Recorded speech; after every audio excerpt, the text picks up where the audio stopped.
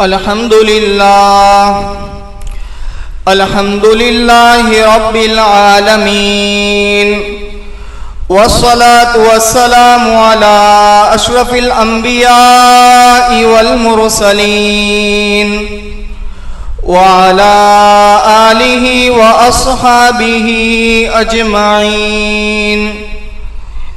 أما بعد، فقد قال الله تبارك وتعالى في الكلام المجيد والفرقان الحميد: وذروا ظاهر الإثم وباطنه، صدق الله العظيم.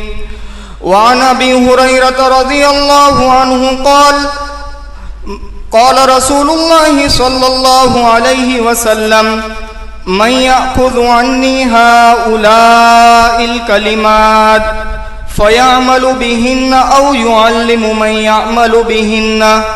فقال أبو هريرة رضي الله عنه: قلت أنا يا رسول الله، فأخذ بيدي فعد 5 وقال: اتق المحارم تكن أعبد الناس، وارض بما قسم الله لك تكن أغنى الناس، وأحسن إلى جارك تكن مؤمنا، وأحب للناس ما تحب لنفسك تكن مسلما، ولا تكثر الضحك فإن كثرة الضحك تميت القلب، أو كما قال عليه الصلاة والسلام. تمام تعریف اس اللہ تبارک و تعالیٰ کے لیے ہیں کہ جس نے ہمیں آقا نامدار تاجدار مکی و مدنی محمد عربی صلی اللہ علیہ وسلم جیسے شفقت والے نبی کے امت میں پیدا فرمایا، کہ جس نبی نے ہمیں اور آپ کو انسان بن کر زندگی جینے کا ڈھنگ سکھلایا. اس حدیث پاک میں حضرت ابو ہریرہ رضی اللہ تعالیٰ عنہ اس حدیث کے راوی ہیں، فرماتے ہیں کہ ایک مرتبہ آقا نامدار تاجدار مکی و مدنی محمد عربی صلی اللہ علیہ وسلم نے ارشاد فرمایا کہ کون ہے وہ شخص کہ جو مجھ سے 5 باتیں سیکھے، 5 کلمات مجھ سے لے، مجھ سے سیکھے، اور پھر ان 5 باتوں کے اوپر عمل کرے، اور یہ 5 باتیں ان لوگوں کو سکھلائے جو ان 5 باتوں پر عمل کرے. یعنی مجھ سے 5 باتیں سیکھے، اس پر عمل کر کے دوسرے لوگوں کو سکھلائے، اور وہ دوسرے لوگ ان 5 باتوں پر عمل کرے. حضرت ابو ہریرہ رضی اللہ تعالیٰ عنہ فرماتے ہیں کہ میں نے حضور کی خدمت میں عرض کیا: انا یا رسول اللہ، کہ اللہ کے رسول میں تیار ہوں ان 5 باتوں کو سیکھنے کے لیے.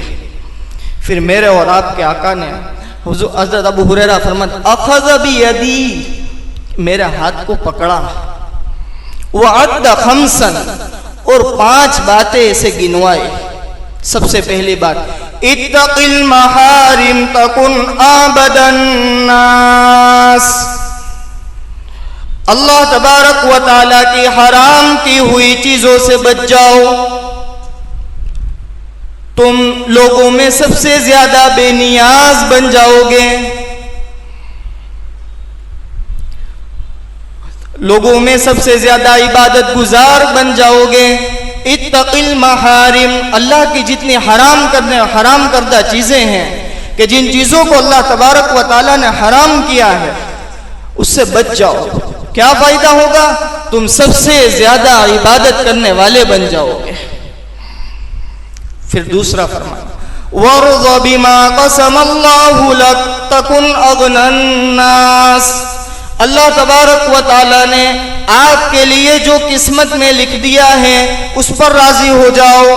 تَكُنْ أَغْنَى النَّاسِ، لوگوں میں سب سے زیادہ بے نیاز بن جاؤ گے. تیسری چیز: وَأَحْسِنْ إِلَى جَارِكَ تَكُنْ مُؤْمِنًا، اپنے پڑوسیوں کے ساتھ حسن سلوک کرو، تم مومن بن جاؤ گے.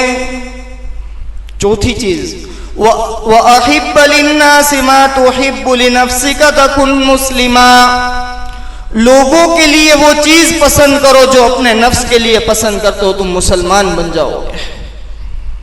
پانچویں چیز، وَلَا تُكْثِرِ الضِّحْكَ، زیادہ مت ہنسو، فَإِنَّ كَثْرَةَ الضِّحْكِ تُمِيتُ الْقَلْبَ، اس لیے کہ زیادہ ہنسنا یہ دل کو مردہ بنا دیتا ہے۔ یہ 5 باتیں حضور اکرم صلی اللہ علیہ وسلم نے حضرت ابو ہریرہ رضی اللہ تعالیٰ عنہ کو سکھلائے۔ ہمیں اور آپ کو بھی کوشش کرنی چاہیے کہ ہم اور آپ ان 5 باتوں کو سمجھ کر پوری زندگی ان باتوں پر عمل کرنے کی کوشش کریں۔ یہ میرے اور آپ کے آقا کی نصیحت ہے، ان نصیحت پر عمل کرنا چاہیے۔ سب سے پہلی چیز جو حضور اکرم صلی اللہ علیہ وسلم نے ارشاد فرمایا، عجیب و غریب بات بتلائے۔ کیا بتلائے؟ کہ گناہوں سے اپنے آپ کو بچانا۔ اللہ تبارک و تعالیٰ نے جن چیزوں کو حرام کیا ہے ان حرام کاموں سے اپنے آپ کو بچانا۔ ہاں کہ ایک مومن کے لیے واجبات کو ادا کرنے کے بعد سب سے اہم اس کی یہ ذمہ داری ہے کہ اپنے آپ کو اللہ تبارک و تعالیٰ کی نافرمانی والے کاموں سے بچائے، اپنے آپ کو اللہ کی نافرمانی والے کاموں سے بچائے۔ کیا ہوگا؟ تو کہ جو اپنے آپ کو اللہ کی نافرمانی والے کاموں سے بچائے گا وہ لوگوں میں سب سے زیادہ عبادت گزار شمار کیا جائے گا۔ یہ نہیں کہا کہ جو سب سے زیادہ نوافل پڑھے گا وہ عبادت گزار ہوگا، یہ بات سمجھنے کی ضرورت ہے۔ اللہ والے بڑی عجیب و غریب مثال کے ساتھ اس بات کو سمجھاتے ہیں، ذرا توجہ سے سنیں اس کو۔ ایک تو ہے عبادت میں کثرت کرنا، جیسے رمضان المبارک کے مہینے میں عام ماحول ہے، تلاوت بھی ہو رہی ہے، نمازیں بھی ہو رہی ہے، ذکر اللہ کا اہتمام بھی کیا جا رہا ہے۔ ایک ہے عبادت کے اندر کثرت کرنا، اور ایک ہے اپنے آپ کو گناہوں سے بچانا۔ اس کی مثال اس طرح سمجھاتے ہیں کہ یہ ایک مسجد ہے، اب اس مسجد کے اندر ایئر کنڈیشنر اے سی لگے ہوئے ہیں، اے سی کو ہم نے شروع کیا، اے سی کے اندر سے ٹھنڈی ٹھنڈی ہوائیں آ رہی ہے، لیکن معاملہ یہ ہے کہ مسجد کا جو گیٹ ہے وہ بھی کھلا ہے، مسجد کی کھڑکی بھی کھلی ہے، اور آدمی کہہ رہا ہے کہ اے سی کی ہوا کا ہمیں فائدہ نہیں ہو رہا ہے، مسجد کے اندر کولنگ نہیں ہو رہا ہے۔ اس کی وجہ کیا ہے؟ کہاں دروازہ بھی کھلا ہے، کھڑکی بھی کھلی ہے، باہر کی گرم ہوا اندر آ رہی ہے تو اندر ہمیں کولنگ محسوس نہیں ہو رہا۔ یہی ہماری اور آپ کی زندگی کا حال ہے۔ عبادت کا اے سی تو ہم نے چالو کر لیا ہے، لیکن گناہوں کی کھڑکیاں ہم نے بند نہیں کی، گناہوں کی کھڑکیاں ہم نے بند نہیں کی۔ ہمارے لیے عبادت کرنا آسان ہو چکا ہے، لیکن اللہ کی نافرمانی سے اپنے آپ کو بچانا مشکل ہے۔ یہاں میرے اور آپ کے آقا ہمیں یہ سکھلا رہے ہیں، یہ سمجھا رہے ہیں کہ نافرمانی والے کاموں سے اپنے آپ کو بچاؤ گے تو زیادہ عبادت گزار بن جاؤ گے۔ دوسری ایک مثال کے ذریعے سمجھایا کہ بندہ اللہ تبارک و تعالیٰ کے سامنے عبادت کرتا ہے تو عبادت کا مطلب ہم نے یہ سمجھ لیا ہے کہ نوافل پڑھنا عبادت ہے، قرآن کریم کی تلاوت کرنا عبادت ہے۔ اللہ والے فرماتے ہیں کہ صرف اسی کا نام عبادت نہیں ہے، بلکہ عبادت کا سب سے اہم جز تو یہ ہے کہ اللہ تبارک و تعالیٰ کی اطاعت آ جائے، اللہ اور اللہ کے رسول کی فرما برداری آ جائے۔ اپنی زندگی کے ہر مسائل اللہ اور اللہ کے رسول نے ہمیں جو قرآن اور حدیث کی روشنی میں اپنی زندگی کے ہر مسائل کو حل کرنے والے بن جائے۔ یہ ہے عبودیت۔ ہمارا اور آپ کا معاملہ یہ ہے کہ ہم سجدہ تو کر رہے ہیں، لیکن سجدے پر سجدے کر کر ہم یہ کہنا چاہتے ہیں کہ ہم سجدہ تو کر لیں گے، لیکن ہماری زندگی میں ہم نافرمانی والے کاموں کو نہیں چھوڑیں گے، ہماری زندگی میں اطاعت لانے کی فکر نہیں کریں گے، ہماری زندگی کے مسائل اللہ تبارک و تعالیٰ کے احکامات اور حضور کی شریعت کے مطابق حل نہیں کروائیں گے۔ کہا یہ دونوں چیزوں کے اندر فرق ہے، اس باریکی کو سمجھنے کی ضرورت ہے کہ انسان کی عبودیت یہ ہے کہ اس کے اندر اللہ کی بات ماننے کا جذبہ آ جائے، اللہ کے احکامات کو پورا کرنے کا جذبہ آ جائے، اپنے اندر کے گناہوں کی اور اللہ تبارک و تعالیٰ کی نافرمانی والے کاموں سے توبہ کرنے والا بن جائے، اپنے عیوب پر اس کی نظر پڑے کہ میرے اندر کون سی ایسی چیز ہے کہ جو چیز میرے رب کو ناراض کرنے والی ہے۔ آج ہمارا مسئلہ یہ ہے کہ ہماری نگاہیں دوسروں کی طرف ہے۔ بیان میں بھی یہ ہوتا ہے، وہ فلاں بیان میں آج ہوتا تو بہت اچھا رہتا، اس کے اوپر بیان ہوا۔ بھئی بیان جو ہوتا ہے وہ کرنے والا اپنی ذات کے لیے کرتا ہے، سننے والے کو یہ سمجھنا چاہیے کہ یہ میرے لیے بات ہو رہی ہے۔ ہمارا اور آپ کا نظریہ ہو چکا ہے کہ ہم بیان کو بھی دوسروں کے لیے سمجھتے ہیں۔ کوشش یہ ہو کہ جو بات کہی جائے وہ اس طلب کے ساتھ سنا جائے کہ میرے لیے کہی جا رہی ہے، مجھے اس سے کیا لینا ہے۔ کہا کہ اپنے آپ کو گناہوں سے پاک کرنا، اس کے لیے کہا اللہ والوں کی صحبت میں جانا، اللہ اور اللہ کے رسول کی بات کو سننا، قرآن اور حدیث کے درس میں شریک ہو کر ان باتوں کو سمجھنا۔ جو لوگ دوپہر کی مجلس کے اندر یہاں پر شریک ہوتے ہیں اسے معلوم ہے پچھلے 3 دنوں سے حسد جیسی مہلک بیماری کے اوپر کیا کلام کیا جا رہا ہے، اس سے بچنے کے طریقے بتلائے جا رہے ہیں، اس کی قسموں کو بیان کیا جا رہا ہے۔ تو یہ ہے اللہ والوں کی صحبت میں بیٹھ کر اللہ اور اللہ کے رسول کی بات کو سن کر اپنے دل کے اندر سے گناہوں کے جذبات کو ختم کرنا، اللہ کی نافرمانی سے اپنے آپ کو بچانا۔ آج ہمارا اور آپ کا معاملہ یہ ہو چکا ہے کہ ہم نے علماء کرام سے، بزرگان دین سے اپنے آپ کو بہت دور کر دیا ہے۔ یہ ایک بہت بڑا المیہ ہے۔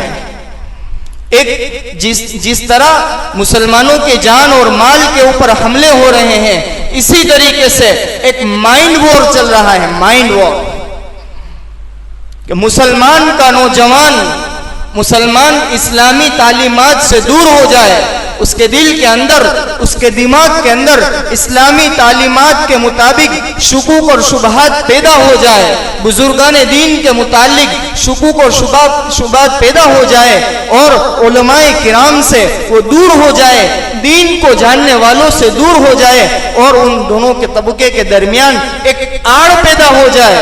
اس کی کوششیں کی جا رہی ہیں اور بہت بڑا طبقہ اس سے متاثر ہو چکا ہے۔ کوشش یہ ہونی چاہیے ہماری کہ ہم ہمارے حالات ہمارے بڑوں کے سامنے پیش کریں۔ ہاں، یہ نہیں ہونا چاہیے کہ ان کے سامنے ہمارا گناہ ظاہر ہو جائے گا تو یہ ہمیں برا سمجھیں گے۔ ہمارے ایک استاد فرمایا کرتے تھے کہ یہ اس بات کا ڈر نہیں رکھنا چاہیے کہ ہماری بات وہاں سے لیک ہو جائے گی۔ اللہ والے کا یہ مزاج نہیں ہوتا۔ ان کے سامنے جب ہمارے حالات پیش کیے جاتے ہیں تو وہ دوسروں کو بتلایا نہیں کرتے، وہ دعا کرتے ہیں۔ ہاں، تصوف میں بھی اس بات کو سمجھایا جاتا ہے کہ اپنے شیخ جیسے ڈاکٹر کے سامنے بیماری کو بیان کیا جاتا ہے تو ڈاکٹر اس کا علاج دیتا ہے، اگر بیماری کو چھپایا گیا صحیح علاج نہیں ہو سکے گا۔ اپنے شیخ کے سامنے، جس کو ہم نے اپنا بڑا بنایا ہے، اس کے سامنے پوری بیماری کو بیان کیا جائے۔ ہاں، ان کی توجہات ہماری طرف بڑھے گی، ان کی دعائیں ہمارے لیے زیادہ ہوگی۔ جس ماں کی کئی اولاد ہو، ایک بچہ معذور ہے، کمزور ہے، تو اسے ماں دور نہیں کرتی بلکہ دوسری اولاد سے زیادہ اسے قریب رکھتی ہو اور اس سے محبت کرتی ہو اور اس کی دیکھ ریکھ کرتی ہے۔ یہی معاملہ ہے۔ اگر ہماری زندگی گناہوں والی ہے تو ہم کسی بڑے کے سامنے، قرآن اور حدیث کو جاننے والوں کے سامنے اپنے آپ کو پیش کریں، ان سے راستہ نکالیں کہ میری آنکھیں بد نظری کر رہی ہے، میں تھک چکا ہوں، مجھے اس گناہ سے بچنا ہے، مجھے کوئی راستہ بتلائیے۔ ہاں، اس کے بڑے فوائد ہیں کہ کسی کو اپنا بڑا بنا کر ان کے سامنے ہمارے حالات کو بیان کرنا۔ ہاں، اس بات کی ضرورت ہے۔ امام مثنوی رحمۃ اللہ علیہ کی کتاب کے اندر ایک عجیب و غریب واقعہ لکھا ہے کہ ایک آدمی تھا، نسخوں ایسا کچھ نام تھا اس کا، وہ تھا مرد لیکن لوگ اسے خنسا سمجھتے تھے کہ جسے جو مرد بھی نہیں ہوتا عورت بھی نہیں ہوتی، یہ سمجھتے تھے۔ اس کا کام یہ تھا کہ بادشاہ کی باندیوں کی خدمت کرنا۔ بادشاہ کو بھی یہی تھا کہ یہ مرد نہیں ہے، اور وہ بادشاہ کی باندیوں کی خدمت کرتا تھا، اور وہ گناہوں کے اندر ملوث ہوتا تھا۔ کئی سال اس کی زندگی کے ایسے گزرے کہ جس میں یہ اس گناہ کے اندر ملوث رہا، اور سب کو یہی ہے کہ یہ خنسا ہے۔ اب معاملہ یہ ہوا کہ قریب کی بستی میں کوئی اللہ والے تشریف لائے تھے، کسی نے کہا کہ فلاں جگہ کوئی اللہ والے آئے ہیں، جا کر ان سے ملاقات کر کے آؤ۔ دل پر پتھر رکھ کر گیا، اور وہاں جا کر اس نے یہ کہا، صرف اتنا کہا، زندگی گناہوں والی گزر رہی ہے، دعا کی درخواست ہے۔ اللہ والے نے وہیں پر اسے دعا دی کہ اللہ آپ کے لیے گناہوں سے بچنے کے اسباب پیدا فرما دے۔ اتنی دعا دی، وہ چلا گیا، پھر سے وہی زندگی اس کی شروع ہو گئی۔ آگے کیا ہوا سننے کے قابل بات ہے۔ ہاں، وہ وہاں پر پہنچا، کچھ دنوں کے بعد بادشاہ کے دربار میں اس کی بیگم کے جو کمرے تھے اس کے اندر سے ایک بہت قیمتی ہیرا چوری ہو گیا۔ بادشاہ نے اعلان کیا کہ جتنے بھی خادم ہیں وہ تمام کے تمام کو میرے سامنے حاضر کیا جائے، تمام کی پوری تلاشی لی جائے گی اور ہیرے کو ڈھونڈا جائے گا۔ یہ حضرت ٹینشن میں آ گئے کہ اگر میری تلاشی لی گئی، اگر مجھے برہنہ کر دیا گیا تو میرا راز فاش ہو جائے گا۔ یہ بادشاہ کیسے برداشت کر سکے گا؟ ان کی بیگموں کے ساتھ میں نے اسے گناہ والے کام کیے ہیں، یہ برداشت نہیں ہو سکے گا اسے، یہ تو مجھے موت کے گھاٹ اتار دے گا۔ اب 35 سال گناہوں والی زندگی گزارنے کے بعد اللہ تبارک و تعالیٰ کی طرف وہ متوجہ ہوا، اے میرے رب، صرف 1 منٹ کی بات، اے میرے رب، 35 سال تو تیری نافرمانی میں گزار دیے، آج معاملہ یہ ہے کہ اگر اس کے سامنے راز فاش ہو جائے گا تو میری گردن اڑ جائے گی، ذلت کا سامنا کرنا پڑے گا، تو کچھ رستہ نکال دے۔ اللہ تبارک و تعالیٰ کی رحمت متوجہ ہوئی، اس کو بے ہوشی طاری ہو گئی۔ بادشاہ نے کہا اس کو ابھی رہنے دو، دوسرے خادموں کو بلا لیا جائے۔ کچھ دیر کے بعد جب اسے ہوش آیا، ہوش سنبھالا ہی تھا کہ اعلان ہوا کہ اب جتنے خادم باقی ہیں ان کو رہنے دو، ہیرا مل گیا ہے۔ جب اس نے یہ سنا تو اس کی آنکھوں سے آنسو جاری ہو گئے کہ 35 سال اللہ تبارک و تعالیٰ کی نافرمانی کر لینے کے بعد ایک مرتبہ اللہ تبارک و تعالیٰ کی طرف متوجہ ہو کر اللہ تبارک و تعالیٰ کی رحمت سے، اللہ تبارک و تعالیٰ کی ذات سے میں نے یہ دعا کی کہ آج مجھے اس سے بچا لیجئے، اس رب نے مجھے 35 سال کی نافرمانی کے بعد اس سے بچا لیا۔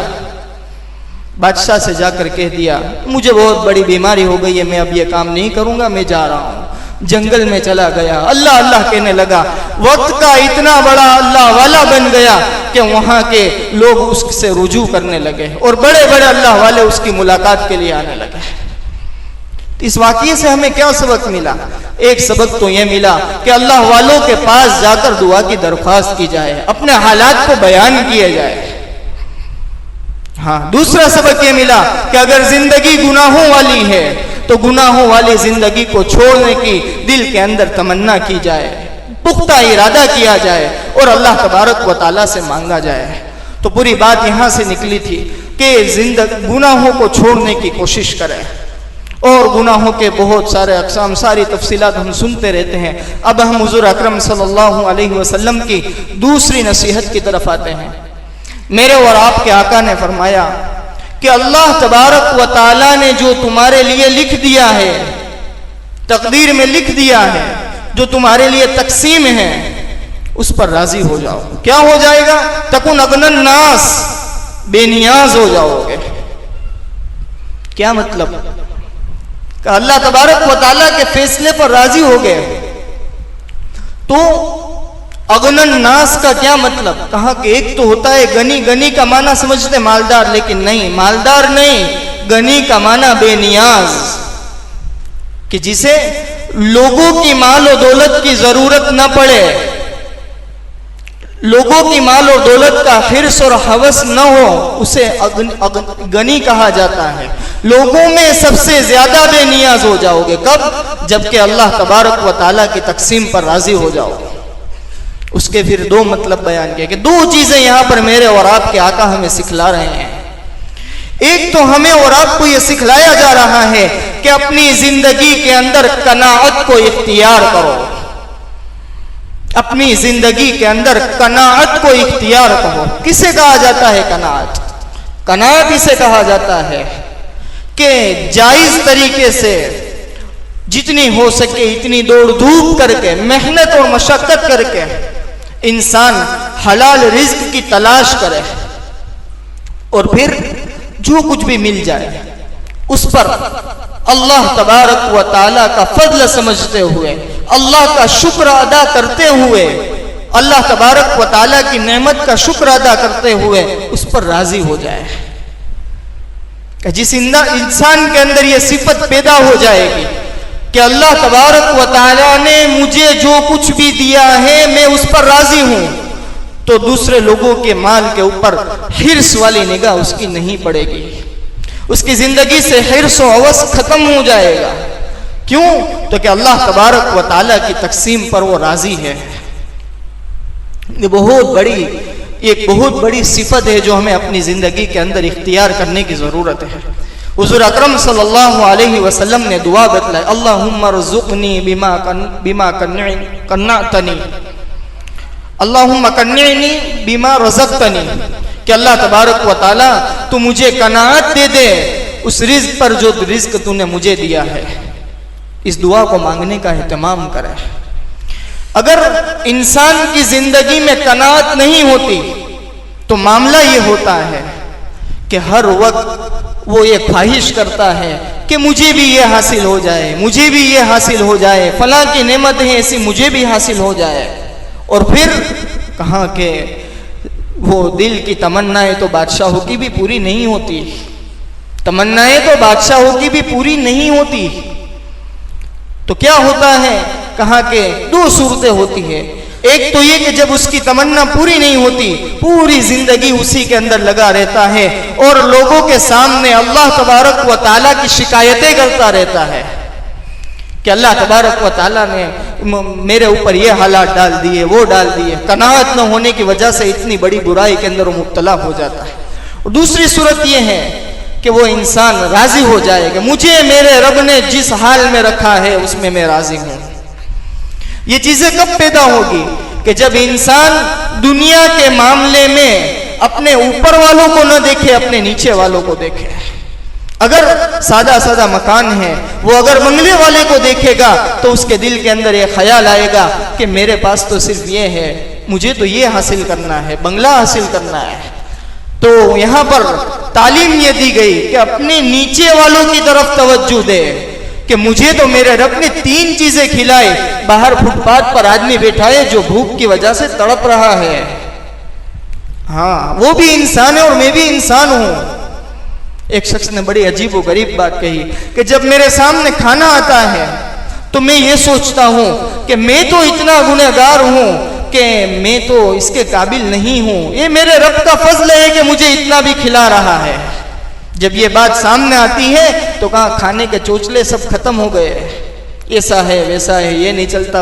अरे मेरी हैसियत क्या है कि मेरे सामने ये खाना मुझे दिया गया है? हाँ, अपने रब का फजल है। इस बात को समझने की जरूरत है। हमारी जिंदगी के अंदर कनाअत इख्तियार करने की जरूरत है कि अल्लाह तबारक व ताला ने जो दिया है इस पर हम राजी हैं। और इसका जो दूसरा मतलब बयान किया गया वो ये है कि रज़ा बिल क़ज़ा, अल्लाह तबारक व ताला के फैसले पर राजी। हाँ, जिंदगी के अंदर बहुत सारे मौके ऐसे आते हैं कि जिसमें इंसान को बड़ा रंज पहुंचता है, बड़ा गम पहुंचता है, इसलिए कि अल्लाह तबारक व ताला ने 3 आलम बनाए हैं। एक है जन्नत कि जहां नेमतें ही नेमतें हैं, किसी को रंज और गम नहीं होगा।